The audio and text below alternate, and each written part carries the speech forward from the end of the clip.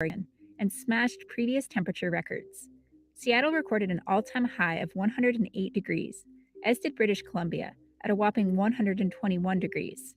So it should come as no surprise that as the world warms, more and more people are installing air conditioning. Global energy demand for cooling has more than tripled since 1990, and without stricter efficiency standards, it could more than double between now and 2040. Globally, it's expected that 4 billion people will buy their first air conditioner by 2050. But air conditioning itself is a major contributor to global warming. It uses a massive amount of electricity and can leak potent greenhouse gases into the atmosphere. You actually will get into this pretty strong feedback effect where, it's hotter, people want more air conditioning, and it just gets, worse and worse. Altogether, building operations, that is, heating, cooling, and lighting, account for 28% of the world's total greenhouse gas emissions. That's more than the entire transportation sector.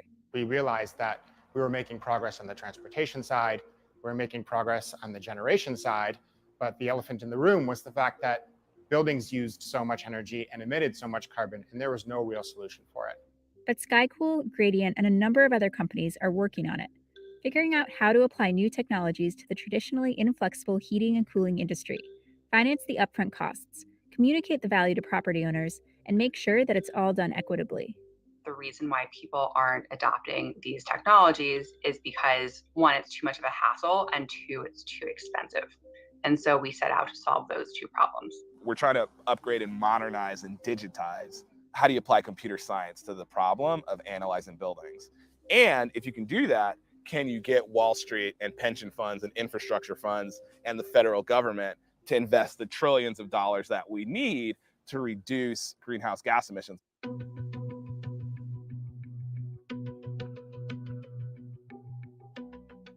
The energy that it takes to heat and cool buildings and where that energy comes from doesn't get a ton of attention, but this is how it works. AC runs on electricity, a lot of it.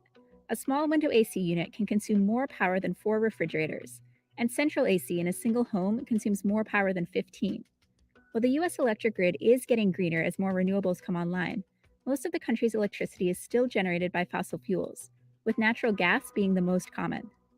And in places like China and India, where the urban middle class is soaring and demand for AC units is too, their electric grids rely heavily on coal, the dirtiest fossil fuel of all. And so right now, between 5 and 10% of people in India have air conditioners. And by 2050, the expectation is that 70 to 80% of the population will. And so that's literally going to be almost 1 billion people that are going to buy air conditioners. Right now, air conditioning accounts for about 8.5% of global electricity consumption. And researchers have predicted that by mid-century, the global energy demand for cooling will overtake the global demand for heating. But currently, heating still reigns supreme in terms of energy use, and that's a big problem too. Central heating for commercial buildings and homes mainly relies on natural gas, which means a greener electric grid won't solve the problem here. Basically, we need to find a fundamentally different way to heat buildings, and while better insulation and ventilation should be implemented, the crux of the issue is how to electrify space and water heating. A lot of people are very familiar with the need to electrify cars and vehicles, but there's a much smaller focus on buildings. And there's been very slow adoption of existing technologies. At the current rate and pace that we're at, will actually take 500 years to retrofit every home in America. And that pace is way too slow. Many companies in this space are particularly excited about heat pumps, an all-electric device that, despite its name, can both heat and cool homes much more efficiently than traditional systems, and have seen technical improvements in recent years that allow them to work better in cold climates. Essentially, they work just like an air conditioner that can run in reverse. Basically, what a heat pump does is it lets the internal refrigerant cycle go in both directions. And so it's the addition of a valve that can send the hot refrigerant to the indoor side instead of the outdoor side. It pulls heat from the cold outdoor air and it pushes it into your room. When it works as an AC, it pulls heat out of your room and then pushes it to the outdoors. You can plug it into your windows or walls, or there's giant ones that you plug into your roof and your ventilation system of your building. But the key is they run on 100% electricity. Baird is CEO of Block Power, a Brooklyn-based climate startup working to retrofit buildings in low-income neighborhoods. The company installs heat pumps for no money down, and property owners pay Block Power back over a 10 to 15-year period. these monthly payments are ideally offset by the energy efficiency savings that owners see on their energy bills. Heat pumps are like 2 to 4 times typically more efficient than the traditional technologies. That's a big win for the environment, especially when it comes to heating, since tapping into the US's partially green electric grid is far better than the alternative. Even today, if you replace your fossil fuel heating system with an electric heat pump, given the carbon intensity of the electricity grid, you can reduce emissions by about 70%.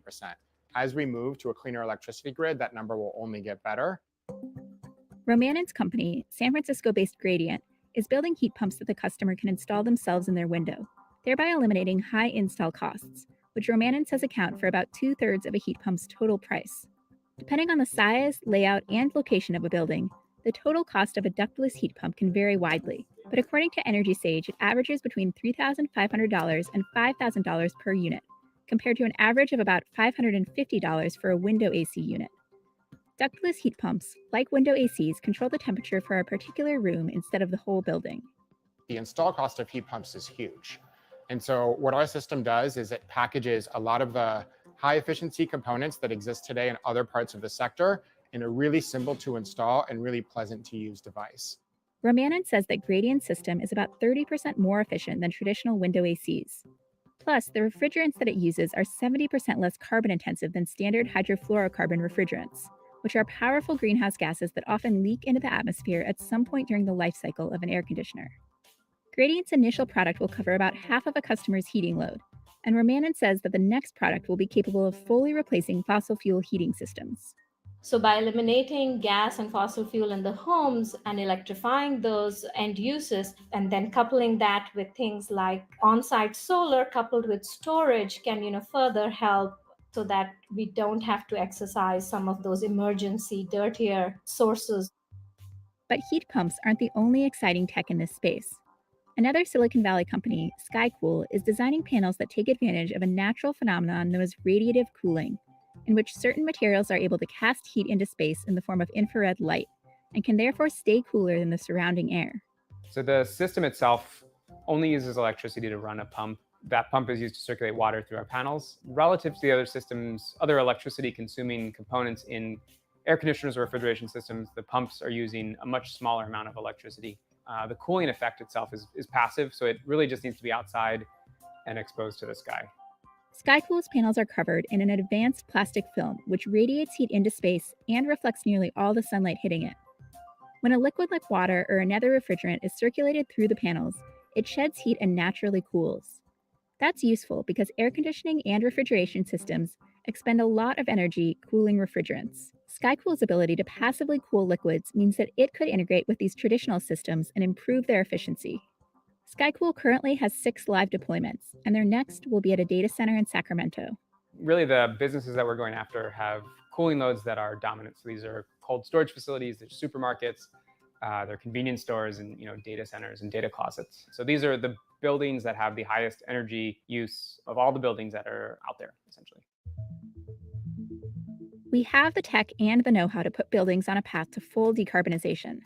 What's standing in the way is mostly a matter of upfront costs and a lack of awareness from players across the supply chain about the benefits and availability of all-electric, energy-efficient appliances. It's in getting the pricing down through that volume of production and having the market to absorb that volume.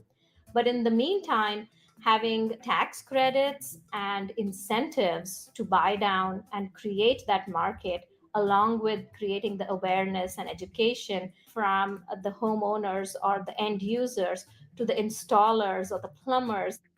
New York-based startup Sealed is trying to address the upfront costs as well as consumer education. Like BlockPower, the company provides no-money-down heat pump installations, as well as weatherization measures like improving insulation and air sealing, and smart home tech like LED bulbs. The value of this type of home retrofit averages $15,000 to $20,000, and Sealed gets paid back directly through the homeowner's energy savings. So what we're doing is we're radically aligning our interest with homeowners and also the planet, because if we don't recommend the right improvements or the right contractors, we don't end up making any money.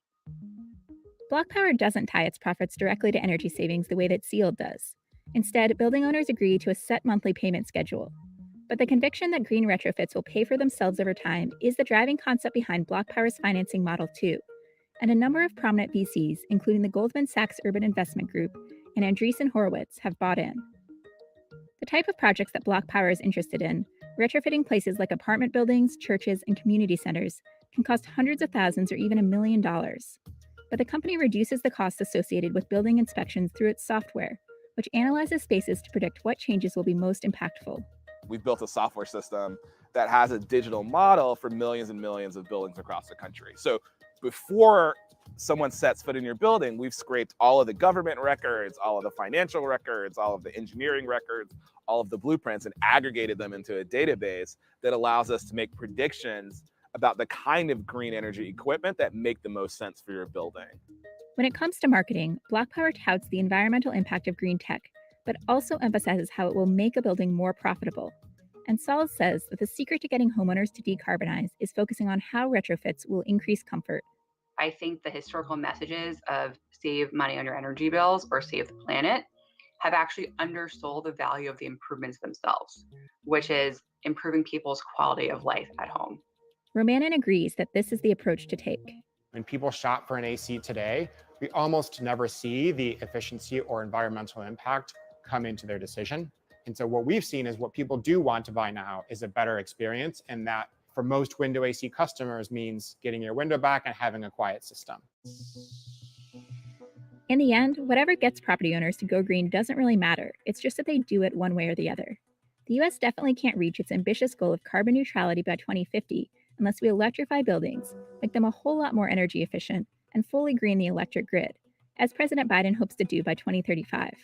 So we need to have a moonshot goal, because unless you set up an audacious goal, solutions don't come out. So I'm very optimistic that we can get to decarbonize our new buildings perhaps by 2030, 2035.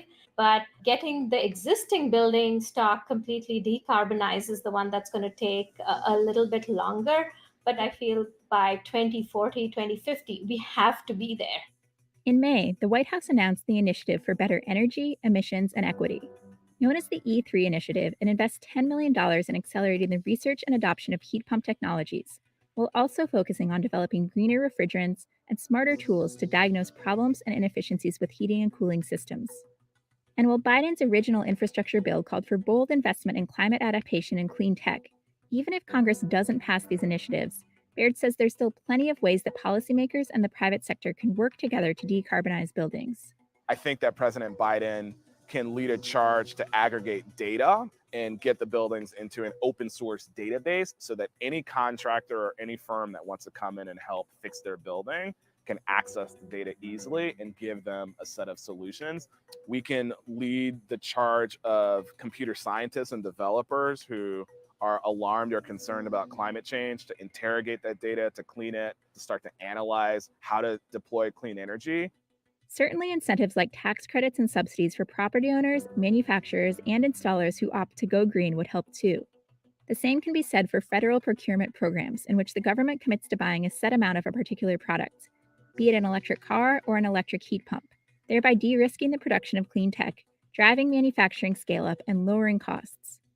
But because the politics of the energy transition are always messy, many say they just don't want adoption of their tech to be dependent upon government action. One of our goals is to build a system that's attractive to customers because of the experience, even without incentives, because we don't have time to wait. We have to start now. But not to be all doom and gloom about it. The buildings are an opportunity for us that should be harnessable with technologies that are ready and at hand.